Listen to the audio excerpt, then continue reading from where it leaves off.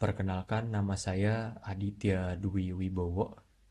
Saya akan menjelaskan jawaban dari UAS Arsitektur Komputer. Untuk soal nomor 1, komputer 32 bit memiliki dua saluran selektor dan satu saluran multiplexor. Setiap saluran selektor mendukung 2 unit disk magnetik dan 2 unit tape magnetik. Saluran multiplexor memiliki 2 printer baris, 2 pembaca kartu, dan 10 terminal VDT yang terhubung ke dalamnya. Asumsikan kecepatan transfer berikut: disk drive 800 KB per second, magnetic tape drive 200 KB per second, line printer 6,6 KB per second, card reader 1,2 KB per second, dan VDT 1 KB per second. Estimasikan laju transfer I/O agregat maksimum dalam sistem ini. Jawaban saya adalah untuk saluran selektor. Karena ada dua saluran selektor, maka total perangkat yang didukung adalah 4 unit disk magnetik dan 4 unit tape magnetik. Untuk kecepatan transfernya, disk drive 800 KB per second dan magnetic tape drive 200 KB per second.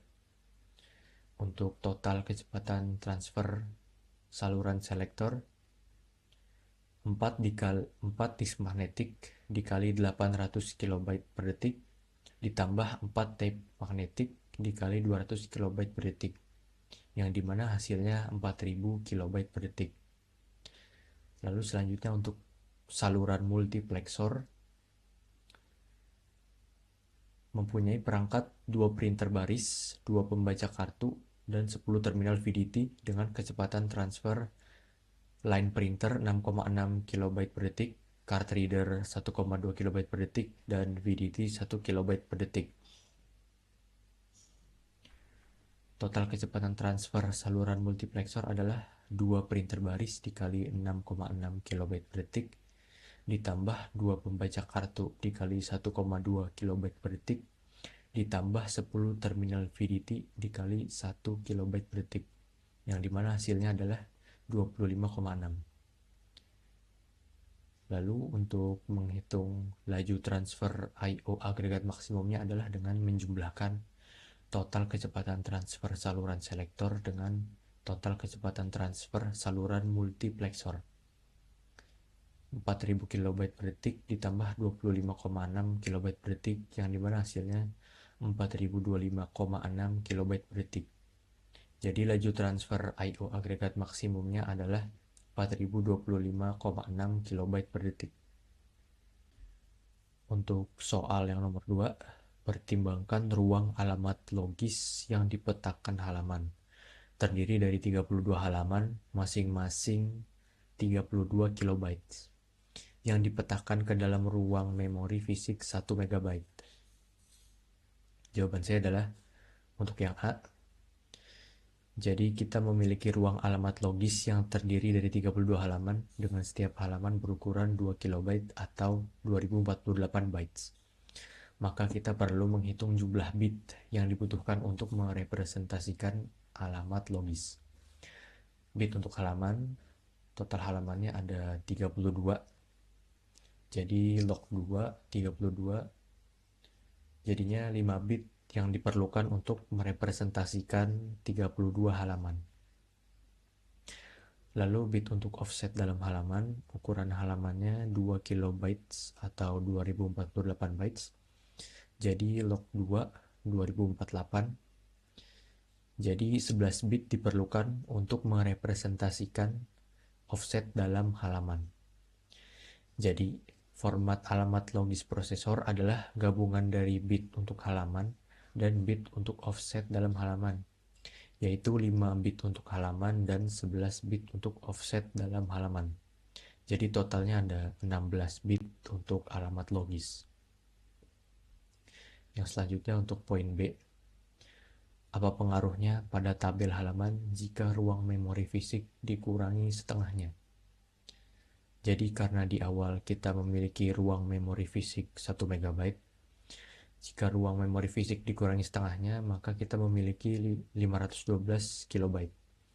Setiap halaman memiliki ukuran 2 KB, sehingga jumlah halaman fisik awalnya 1 MB dibagi 2 KB. Jadinya 512 halaman fisik. Lalu jika memori fisik dikurangi setengahnya, 512 KB dibagi 2 KB, hasilnya 256 halaman fisik. Lalu untuk pengaruhnya pada tabel halaman adalah tabel halaman harus memetakan alamat logis ke dalam jumlah halaman fisik yang tersedia, dengan pengurangan jumlah halaman fisik dari 512 menjadi 256. Beberapa entry dalam tabel halaman harus diubah atau dihapus. Bit yang diperlukan untuk merepresentasikan halaman fisik juga berubah. Sebelumnya log2 512 sama dengan 9 bit, sekarang log2 256. Hasilnya 8 bit. Jadi tabel halaman sekarang memerlukan 8 bit untuk setiap entry halaman fisik dibandingkan dengan 9 bit sebelumnya. Lalu yang C, berapa panjang dan lebar tabel halaman mengabaikan bit hak akses. Panjang tabel halaman adalah jumlah halaman logis. Dari poin A kita tahu ada 32 halaman logis, jadi panjang tabel halamannya 32 entry. Untuk lebar tabel halaman adalah jumlah bit yang diperlukan untuk merepresentasikan alamat halaman fisik, yaitu kita memerlukan 8 bit untuk merepresentasikan setiap halaman fisik. Jadi panjang dan lebar tabel halaman, panjangnya 32 entry dan lebarnya 8 bit per entry jika kita mengabaikan bit hak akses. Yang selanjutnya saya akan menjawab pertanyaan nomor 3. Untuk yang pindah register ke register, instruksi yang akan memindahkan data dari satu register ke register lain dapat disintesis menggunakan instruksi add dengan register 0. Instruksi dan sintesisnya adalah sebagai berikut.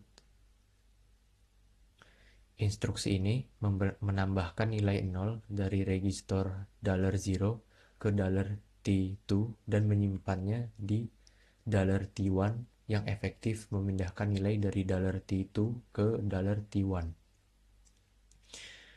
Lalu untuk increment dan decrement, instruksinya seperti ini. Instruksi add I atau add immediate menambahkan nilai segera 1 ke nilai di register $T1. Lalu untuk yang decrement, instruksi add I menambahkan nilai segera -1 ke nilai di register $T1. Yang selanjutnya complement. Untuk melengkapi nilai dalam register, mengambil not bitwise dari nilai. Instruksi dan sintesisnya adalah sebagai berikut. Instruksi NOR melakukan OR bitwise pada $T2 dan $0, lalu mengambil not bitwise dari hasilnya. Karena $0 selalu bernilai 0, operasi ini efektif mengambil not bitwise dari $T2 dan menyimpannya di $T1. Yang selanjutnya negate untuk menegasi nilai dalam register atau mengubah nilai ke bentuk negatifnya. Instruksi dan sintesisnya adalah sebagai berikut. Instruksi sub mengurangi nilai di $T2 dari $0 yang selalu bernilai 0, sehingga hasilnya adalah nilai negatif dari $T2. Yang selanjutnya ada clear untuk menghapus, mengatur ke 0 nilai dalam register. Instruksi dan sintesisnya adalah sebagai berikut. Instruksi add menambahkan nilai dari $0 ke $0 yang selalu bernilai 0 dan menyimpannya di $T1 yang efektif menghapus nilai dalam $T1 dalam mengatur nilainya ke 0. Yang selanjutnya pertanyaan nomor 4. Pertimbangkan SMP dengan cache L1 dan L2 menggunakan protokol MISI seperti dijelaskan di bagian 17,3. Salah satu dari 4 status dikaitkan dengan setiap baris di cache L2. Apakah keempat status tersebut juga diperlukan untuk setiap baris di cache L1? Jika iya, mengapa? Jika tidak, jelaskan status atau status mana yang dapat dihilangkan. Jawaban saya adalah untuk apakah keempat status diperlukan di cache L1? Menurut saya, iya. Keempat status tersebut diperlukan untuk setiap baris di cache L1. Alasannya adalah karena dalam sistem multiprosesor, data yang sama bisa di-cache di lebih dari satu prosesor. Protokol MISI digunakan untuk menjaga koherensi cache di antara beberapa prosesor. Cache L1 sebagai cache terdekat dengan prosesor memerlukan status MISI untuk berkomunikasi dengan cache lain dan memastikan bahwa setiap prosesor bekerja dengan data yang valid dan konsisten.